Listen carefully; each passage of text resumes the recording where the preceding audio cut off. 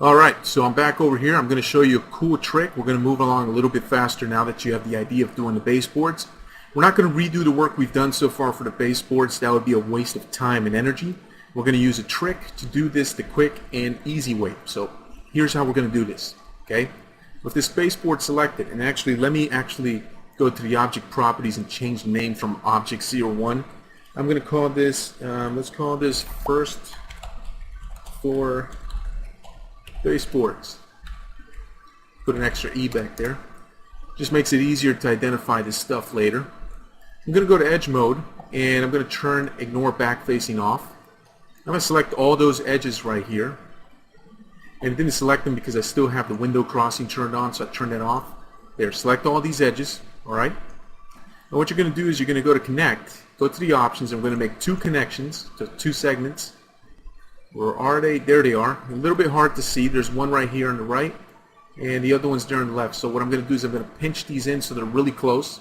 Something like that. Hit OK. So if I look at this, I have these polygons right here, right? So it's a little section of baseboard. What I'm going to do is I'm going to go to edge mode, select this edge here, grab that loop. I'm going to go to align, and I need to align these in the not the y-axis, that would be the x-axis. Okay, I'm going to select the loop for these edges on the right side. I'm going to align those also on the x. So now they're totally flat there, and I have a perfect baseboard piece right there. Okay, so what I'm going to do now is I'm going to go to geometry and detach. Make sure I use detach as clone. Hit OK, and I just made myself a new object. Now the pivot point is in the wrong place at the moment, so what I'm going to do is go to the hierarchy tab. I'm going to go to affect pivot point only and hit center to object. Okay. Now if I move this object, you can see it's a whole different piece. Okay, it's its own piece. So like a Lego piece of baseboard that I've created. What I'm going to do is I'm going to use this as a masterpiece. That didn't come out right, masterpiece. As a piece that's going to be the master object that I'm going to use to make copies of to build the rest of my baseboards. Almost as if though you were a construction worker and you were cutting these with a wood saw and just cutting them to the right sizes and placing them where they have to go. Okay? Before I do that, however, I have to change the pivot point, and I'm going to place it on the back of the object there. So I'm going to go back to my hierarchy tab, go to pivot point. I'm going to grab that pivot point, turn on snaps. Make sure you're using vertex snapping. So if you don't, go to your grid and snap settings, make sure you have vertex mode turned on, and don't turn on any of the others, just vertex snapping. And once you snap it onto that back vertex, you're ready to go. Okay? I'll turn on angle snapping, and I'll turn this 90 degrees, like so, negative 90 degrees. And I'm going to copy this guy just by holding shift and moving him to make a clone. And I'm going to snap him to this wall. Okay?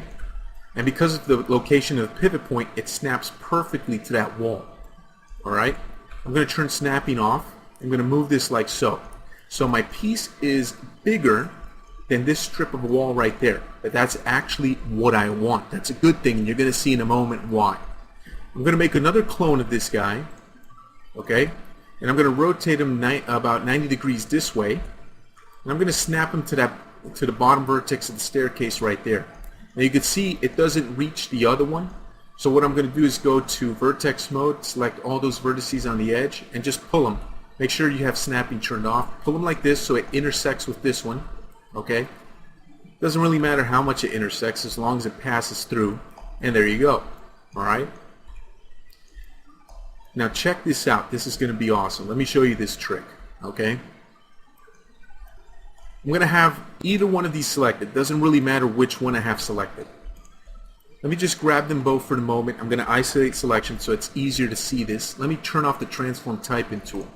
I'm going to select the one on the right, and you could select the one on the left too. It doesn't really matter. Okay? I'm going to go to the creation tab, and I'm going to switch from standard primitives to compound objects. Once I do that, I could create a multitude of compound objects. I'm interested in Pro Boolean. Okay, I don't want to use the old Boolean. I want to use Pro Boolean. They work a lot better. Normally, I don't use Boolean when I model, simply because Booleans are always buggy in most 3D applications, including 3ds Max. But in 2010, let's go ahead and use the Pro Boolean. Okay, It's not exactly the latest tool, but it is better than the old booleans. And what we're going to do is, this object turns into a pro boolean object. Okay? Down here we have different operations that we can choose. We can use a union, intersection, subtraction, merge, attach, insert, so on and so forth. Okay? The default is subtraction. If we use subtraction and we hit the start picking button and we pick that object, this is what happens. That's not good. That's not what I want. It just ruined everything. So I'll hit Control Z to undo. Okay? And what I'm going to do instead is I'm going to choose intersection. Alright? And make sure you hit the start picking button, make sure it's active, and pick this other object here, and voila! We have a perfect angle there for our baseboard. So I'll right click to end the picking session there, I'll exit isolation mode, and boom, there we go. A perfect baseboard piece that fits that like a Lego piece. It just fits it perfectly. Okay? So what we're going to do is, let's go back to the master object here, make another duplicate, clone it again. I'm going to take this clone, I'm going to snap it to that bottom vertex right there so it's on the wall. And with angle snapping turned on, I'm going to rotate this 90 degrees this way. And I'm going to pull it this way so it intersects with that one. Go to wireframe mode so I could see this. You can see it's intersecting with the wall right there. Perfect. We're going to need that. I'm going to make another clone. Still in wireframe mode. I'm going to snap it to that vertex on the wall right there. And then I'm going to just rotate this with angle snapping 90 degrees. There we go. Now if I go to wireframe mode, I can see I want it to intersect a little bit, so I'll pull it like that. Then I'll go to vertex mode, get these vertices here, pull these guys out to about here, go back to shaded mode, and I want to just stick it into the door frame. It doesn't matter, you don't have to be exact about this part, it's not important, just stick it into the door frame and you'll be good. Okay? Alright, perfect. So, now I have these pieces that intersect. So, let's take all of this stuff here, alright? And what I'm going to do is I'm going to isolate selection. Alright? This piece and this piece are totally separate. So this piece is its own piece. Let me change the color just so it makes more sense. Okay? So I have this piece here. And I'm going to use the same technique to put these two together. So I'll pick the big piece. Doesn't really matter which one you pick. Go to the Creation tab. Make it a Pro Boolean. Still using intersection mode. I'll hit Start Picking. I'll pick this piece. Uh-oh, we ran into a problem. Let's hit undo and try that again. And it keeps doing the same thing. This is a problem with using the Pro Boolean tool. It's not that smart. It doesn't know that you're trying to intersect these two pieces the way that you would expect. We want these two to intersect and stay the way that we want them to. Instead, what it's doing is it's intersecting them perfectly, but it's doing them in the wrong way, as you can see. And that's a problem, okay? So you can go through a lot of parameters here, but you're not going to find any parameters that are going to fix that. So you end up with a problem. So you're probably thinking to yourself, oh man, so Pro Booleans only work sometimes. It's not going to work for me here. What do I do? I'm stuck. How do I fix this problem? Well, it's actually pretty easy to fix. There's a cool little trick here that we can use to get this to do what we want it to. What I'm going to do is, this object is now a Pro Boolean object. Okay, so I'll just convert it to an editable poly. I'm going to select all its polygons and I'm going to flip the normal so the polygons are facing the opposite way. Okay, I'm going to take this other object, take all its polygons and flip those normals as well. Now with both of the objects that I want to use booleans on having their polygons flip, I'll select either object. I'll start with the big one here. Go back to the Pro Boolean tool, make sure it's set to intersection. I'll hit Start Picking and I'll pick that object. And voila, it made the perfect cut that we needed it to. The only difference now is that the polygons are facing the wrong way, the normals. So we'll just convert it to an editable poly, select all the polygons, and flip normals. And there you go. Voila, again. We have ourselves a perfect intersection, and we got the Pro Booleans to do what we wanted it to, even though it wasn't cooperating. We forced it to do the work that we wanted it to do. Okay? So now the rest is pretty easy. We'll take this object, which is already a Pro Boolean. We'll use intersection, hit the Start Picking, pick this one, and there we go. We didn't have to flip any normals here. We got lucky and it did it the correct way. Let's exit isolation mode. There you go. Perfect baseboard piece that we were able to create. So the idea was to create the original baseboard however we wanted. We went with this style that I kind of just made up out of my imagination. Alright, didn't really plan it out, just kind of went with what felt good. We ripped off a piece and then we used that piece intelligently to build the rest of our baseboards here quickly and easily, okay, without really having to extrude anything. Alright, so now it's just a matter of using the same technique for doing these back corners. Now that you saw how to do the technique, I'm going to go ahead and speed up the video and I'm going to finish up the rest of this, okay? And the video is going to speed up. It's going to go about 2 or 3 times faster than normal, simply because there's nothing more for me to say. You already saw the technique, so just go ahead and use the same technique to create the baseboards for the rest of the first floor. Alright, so to not waste your time too much and to do this quickly, I'm just going to speed up the video from here on out. Alright, so here we go.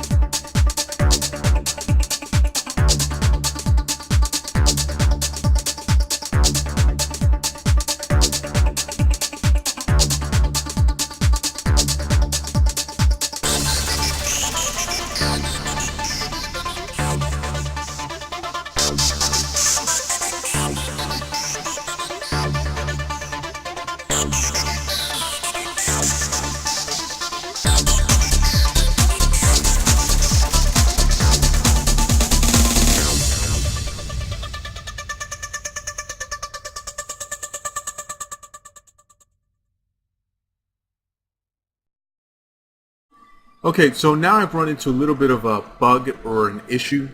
As you've been watching me here, every time I try to use booleans on these two last objects, which is the last part to fix, I run into a problem. It bugs out and it gives me an error, and flipping the normals, as you've watched me do a couple of times, isn't fixing the problem. So how can I get around this? Well, it's probably a little bit too complicated for it to do, because this right here is one really big piece, and this is another piece of its own kind of complex geometry. So it's causing a problem with the booleans. The Pro Boolean tool, even though it's good, it can't figure it out. It's too difficult for it to figure out on its own. So I'm going to give it a little bit of help. What I'm going to do is I'm going to select this guy here, go to polygon mode. I want to select all these polygons. Not all the polygons, but just the ones here from this piece, and rip those out into a separate object and see if it has an easier time using Pro Booleans with that instead of this big complicated piece over here. But as you can see, those polygons have a little bit of a problem right there. When I select them right here, it ends up selecting all of these over here. So to fix that very easily, what I'm going to do is go to the top view, zoom into that area, which is this corner here. Okay, as you can see, when I select polygons, it selects some polygons over here. To fix that's pretty easy. I'm going to use the quick slice tool. Okay, I'm going to turn on vertex snapping. I'm going to snap the first point of my quick slice tool up here, and the other one could be down here somewhere. Really doesn't matter where, as long as it snaps to one of those vertices. Okay. Now when I go back to perspective view, you can see that the object is properly cut right there, which means that if I select these polygons, yes, there we go, it only selects the polygons I want it to. So I'll go to detach, and this time I won't detach as a clone, I'll just detach as a separate object, no element and no clone. Hit OK. So now this is a separate object. Alright, now let me try to do this. I'm going to take this object here, and I'm going to go to Pro Boolean, intersection, start picking. I'll pick that little guy. Perfect. Fix my problem up right away. Okay, so now that I did that, let me turn this into an editable poly. Alright, and now with that turned into an editable poly, this one over here is also an editable poly. If I wanted to, I could take this guy here, I could go to attach, and I could attach this one right there, and now they're one object. If I really wanted to, I could take those vertices from where I attached them together, and I can weld them, because if I go to views and I turn on my X view and turn on open edges, I can see that I have one big open edge right there. It really doesn't matter if I keep those as open edges. It isn't going to make a difference, but if that really bothers me, I can select all those vertices right there. I could go to weld options. Obviously this weld threshold is way too much, and I could use this tool here to weld this stuff together. I'm not going to bother doing that, however, because it's really a waste of my time. There's no point in doing that. It's perfectly fine the way that it is. As you can see here, pretty much looks like one connected object, and that is pretty good. I'm going to exit isolation mode and say that my baseboards are pretty much done. The only thing that's missing is over here. We're missing an end piece to this baseboard, and I believe the one on the other side over there. So to fix that, this is what we're going to do. I'm going to start off with this one over here. Let me go to isolate selection on this guy. Okay, so this is the area I'm going to work with right here. And the way I'm going to do this is pretty simple. I'm going to take that bottom edge right there, and I'm going to extrude it up like so. I'm going to go to target weld. I'm going to target weld that new edge with the one on the top, so it forms sort of solid geometry right there. Okay. Don't worry about this looking all weird right there. It's not important. What is important is selecting that border edge right there that we just created, and just going to cap in the quad menu, and there we go. We know we don't need this polygon, so we'll delete it since we don't need it anymore. When I exit isolation mode, there we go. We have a perfect polygon end piece right there for that baseboard. And the one on the other side, something really weird going on here. At some point in time I must have messed this up, or I wasn't paying attention. That's okay. It's not a big deal. What I'm going to do is turn on my window crossing, select those polygons there on the edge, on the end there, delete them. Okay. Then I'm going to select all of those vertices that are right there. I'm going to align that in the x-axis. So I'll go to align in the x. Perfect. pull them back like so, and I'm going to just make sure. Let me use the transform typing, so I'm going to take the X coordinate there from that wall. Go back to these vertices, paste that X coordinate there, perfect. Okay, and the same deal for this one. Let's go to isolate selection, zoom into this area, take the bottom edge down there, extrude it up, use target weld to seal that area up, switch to border mode, select that border, cap it, and there we go. Then take this polygon that we don't need anymore, delete it, exit isolation mode, and there we go. Perfect end piece for a baseboard. Let's have a look at the entire baseboard real quick, just to scan it with our eyes, make sure that everything's good. Everything does look good, and the baseboards for the first floor and the hallways are complete. I'll get rid of that piece right there, since actually I am going to need it. I'm not going to get rid of it. That's a mistake. I'm going to use it for the second floor next. Okay, but I'm going to end this video here. It's gone long enough. There you go. There's a neat little trick there for doing the first floor baseboards and taking advantage of Pro Boolean, even though it's a little bit buggy, but you saw some tricks for getting around some of the bugs and limitations of that tool and getting it to work the way you want it to. So I'm going to end this video here, and in the next one we'll move on to the second floor.